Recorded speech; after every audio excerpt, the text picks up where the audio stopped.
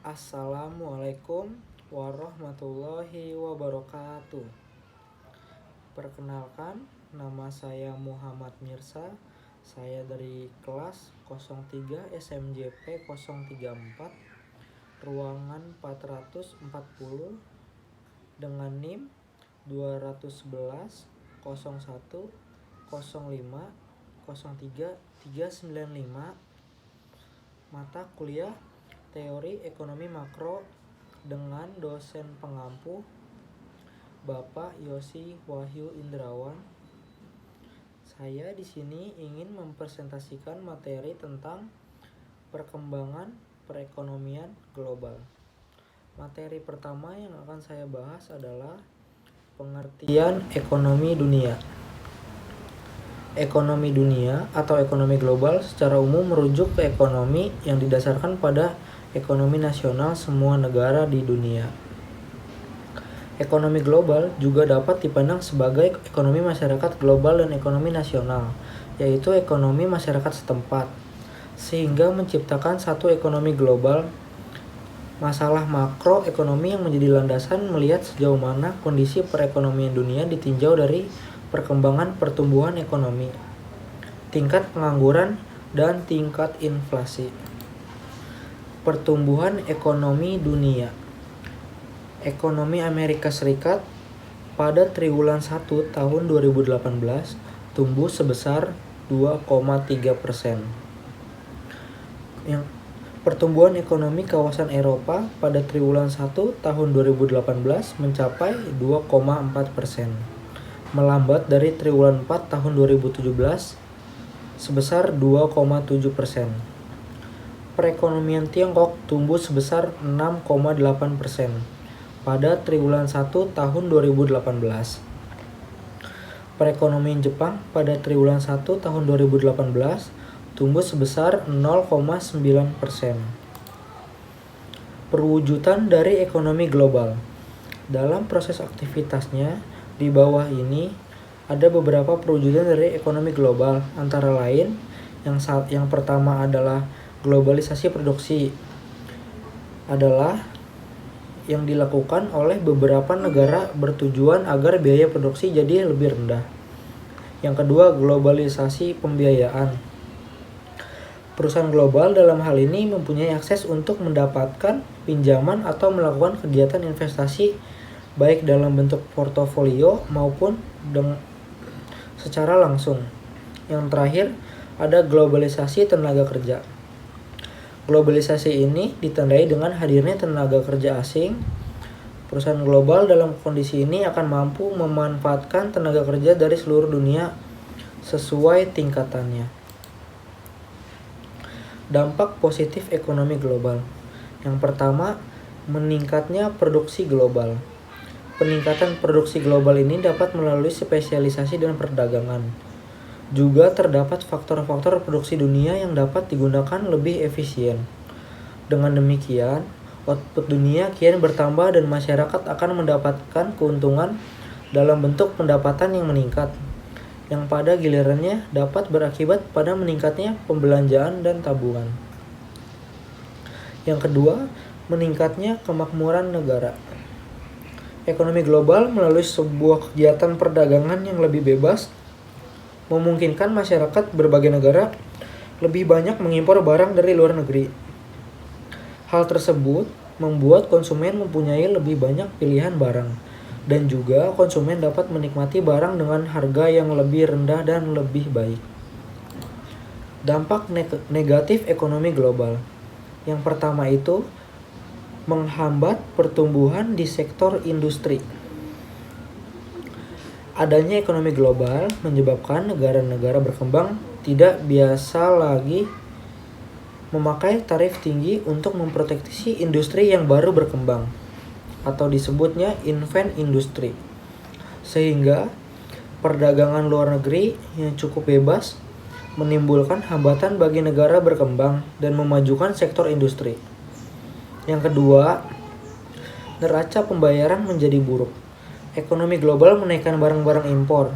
Sebaliknya, jika suatu negara tak mampu bersaing, maka ekspor tidak akan berkembang. Kondisi ini dapat saja memperburuk neraca pembayaran. Dan yang terakhir, sektor keuangan semakin tidak stabil. Arus investasi modal, portofolio yang semakin besar menjadi salah satu efek dari globalisasi. Investasi dalam hal ini terutama meliputi partisipasi dana dari luar negeri ke pasar saham. Tingkat pengangguran di dunia. Secara umum, tingkat pengangguran beberapa negara tidak terlalu berbeda dengan kondisi pada triwulan 4 tahun 2017. Namun tingkat pengangguran di Brazil dan Singapura mengalami peningkatan pada triwulan 1 pada tahun 2018 masing-masing sebesar 13,1% dan 2,7%. Tingkat pengangguran Jepang dan Amerika Serikat mengalami tren yang menurun pada triwulan 1 tahun 2018 masing-masing sebesar 2,5% dan 3,9%. Inflasi dunia. Laju inflasi di negara maju secara umum mulai mengalami peningkatan. Misalnya inflasi di Amerika Serikat yang meningkat dari sebelumnya mencapai 2,5% pada bulan April tahun 2018. Hal ini didorong oleh peningkatan harga makanan yang meningkat sebesar 0,3%. Selain itu, harga bahan bakar juga mengalami peningkatan yang cukup besar sekitar 3,0% pada bulan April di tahun 2018. Namun di Jepang, penurunan harga komoditas, energi, dan elektronik seperti telepon seluler menjadi pendorong terbesar menurunnya inflasi. Suku bunga kebijakan. The Fed menaikkan tingkat suku bunga pada bulan Maret tahun 2018 pada rentang 1,5 sampai 1,75% seiring tingkat inflasi yang masih terus meningkat pada bulan tersebut. Bank Sentral Malaysia menaikkan tingkat suku bunga pada bulan Maret tahun 2018 menjadi 3,25% dari sebelumnya 3,0%. Sedangkan Bank Indonesia di tengah peningkatan suku bunga acuan The Fed masih menahan suku bunganya pada tingkat 4,25%. Nilai tukar mata uang terhadap US dollar.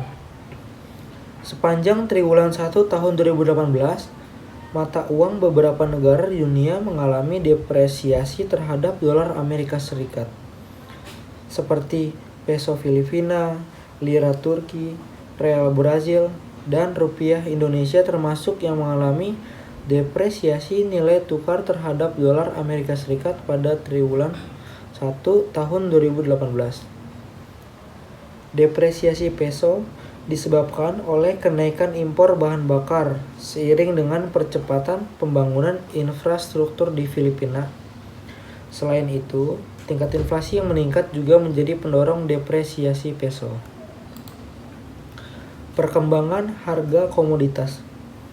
Peningkatan harga komoditas internasional masih dalam tren meningkat sepanjang triwulan 1 tahun 2018, terutama komoditas energi dan pangan pertanian. Berdasarkan data Pink Sheet Bank Dunia, pada triwulan 1 tahun 2018, peningkatan terjadi pada komoditas batubara Australia 25,6%, minyak mentah WTI 21,4%.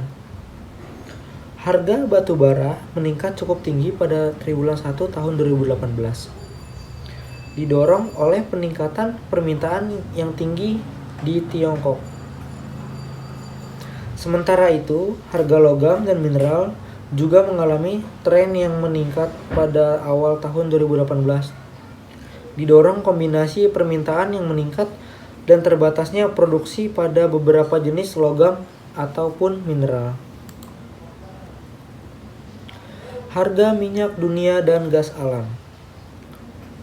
Harga minyak mentah dunia pada triwulan 1 tahun 2018 masih mengalami peningkatan yang mencapai 64,6 US dollar per barel. Pembatasan produksi oleh negara-negara OPEC dan non-OPEC pada akhir November tahun 2017. Penurunan produksi minyak oleh negara-negara OPEC pada bulan Desember tahun 2017. Penurunan jumlah RIG di Amerika Serikat. Peningkatan permintaan di India dan Korea Selatan. Serta alasan geopolitik di Timur Tengah menjadi faktor pendorong meningkatnya harga minyak mentah di dunia. Cadangan devisa.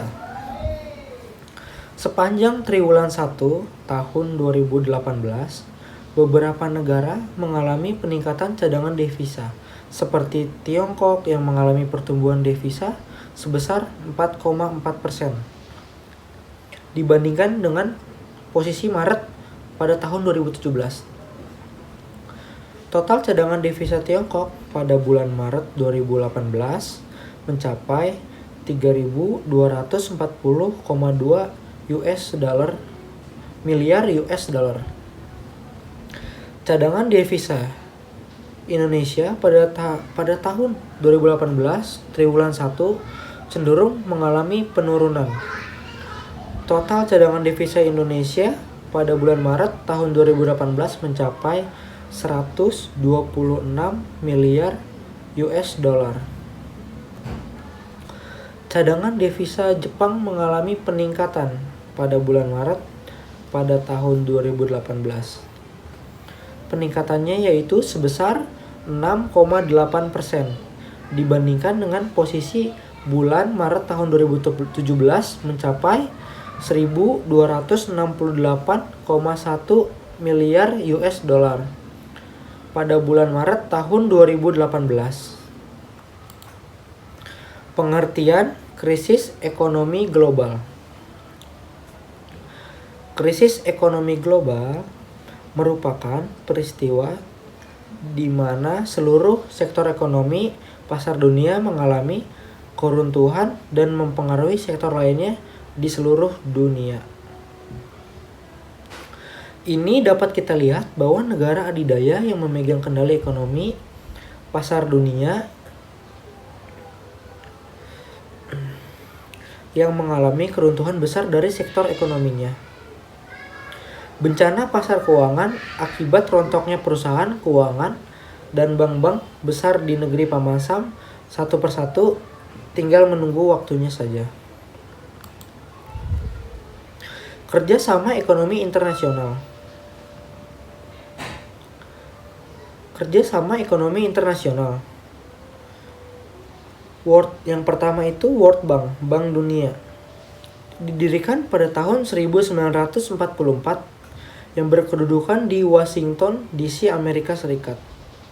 Lembaga ini bertugas memberikan bantuan ekonomi untuk perbaikan usaha-usaha dalam bidang pertanian, industri, jalan raya, dan pembangunan negara-negara di dunia.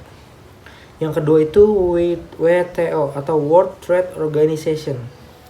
WTO adalah organisasi yang dibentuk di Jenewa, Swiss tahun 1947 bergerak di bidang perdagangan internasional untuk mempertahankan tata niaga internasional dan mengatur perdagangan secara umum. Kerjasama ekonomi regional. Bentuk kerjasama yang dilakukan oleh negara-negara yang berada dalam satu kawasan tertentu. Contohnya adalah ASEAN, Association of Southeast Asian Nations. ASEAN merupakan lembaga kerjasama regional negara-negara Asia Tenggara di bidang seperti ekonomi, sosial, budaya, dan politik yang didirikan pada tanggal 8 Agustus tahun 1967 di Bangkok, Thailand. Kerjasama ekonomi antar-regional. Kerjasama ekonomi ini dijalankan oleh dua lembaga ekonomi atau lebih antar wilayah regional. Contohnya adalah ASEM. ASEM itu singkatan dari ASEAN European Meeting. ASEM dibentuk untuk membicarakan permasalahan-permasalahan yang melibatkan negara-negara Eropa dan Asia. Forum ini membahas berbagai hal yang tidak dibatasi, tetapi selama ini membicarakan aspek ekonomi, politik, strategi, pertahanan, pendidikan, kebudayaan, dan juga lingkungan hidup. Kelompok kebangkitan ekonomi. Yang pertama itu BRICS. atau singkatan tuh dari Brazil, Rusia, India, Cina, South Africa, saat ini menjadi titik sentral portofolio investasi global. Istilah BRICS muncul pertama kali pada awal dekade ini. Ekonomi Goldman Sachs Jim O'Neill merupakan pencetus lahirnya BRICS pada tahun 2001. Yang kedua yaitu The Next 11 atau 9/11 adalah kelompok 11 negara yang dibuat oleh Bank Investasi Goldman Sachs pada tahun 2005 pada tanggal 12 Desember. Negara tersebut dianggap memiliki masa depan yang menjanjikan pada investasi dan pertumbuhan ekonomi. Yang terakhir yaitu BRICS, BRICS dan BRICS adalah kelompok negara ini meliputi Meksiko, Korea Selatan, dan Indonesia. Saat ini menduduki peringkat 13, 15, dan 19 daftar negara dengan ekonomi terbesar di dunia. Kesimpulannya adalah ekonomi dunia pada dasarnya memahami kondisi perekonomian suatu negara yang satu sisi akan mempunyai keterkaitan pengaruh kepada kondisi ekonomi nasional. Kondisi global harus menjadi perhatian agar segala hambatan ekonomi nasional mampu diatasi dan juga pencapaian tujuan ekonomi akan mudah terpenuhi. Selain itu, kita juga dapat memahami negara-negara mana saja yang tingkat pertumbuhannya stabil dan bagaimana pengaruhnya kepada negara-negara lain. Cukup sekian presentasi dari saya. Kurang lebihnya mohon maaf.